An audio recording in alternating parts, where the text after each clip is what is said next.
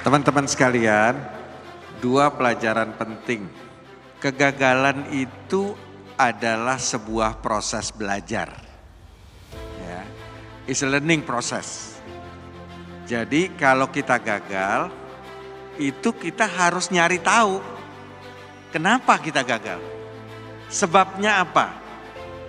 Nah, setelah itu kalau kita orang yang waras, pastikan kita mengavoid semua penyebab kegagalan kita. Tapi besok gagal lagi. Kenapa? Karena penyebabnya itu bukan dari yang kita sudah avoid tadi.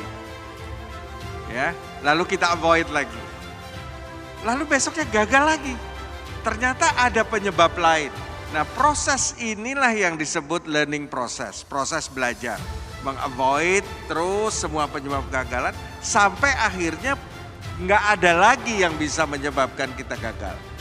Nah, learning process ini yang saya selalu katakan, ya, gagal bangun lagi, tapi ambil pelajaran dari kegagalan itu sampai gagalnya bosan datang ke kita.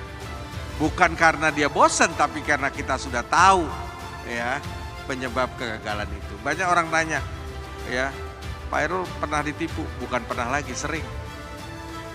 Ya, tapi karena seringnya saya ditipu, saya itu kalau ngelihat orang dari jauh datang ke saya sudah tahu nih, oh mau nipu gue nih.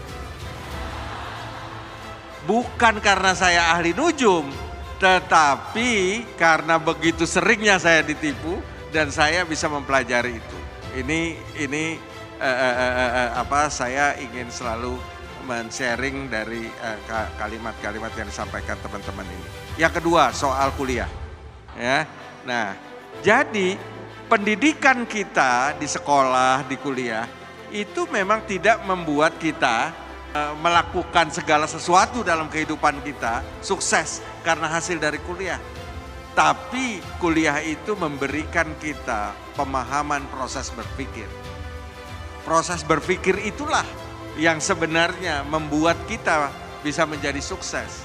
Jadi Anda nggak menjamin Anda cum laude di satu universitas Anda bisa sukses, ya, karena bukan kesuksesan itu, tapi seberapa jauh Anda bisa menyerap proses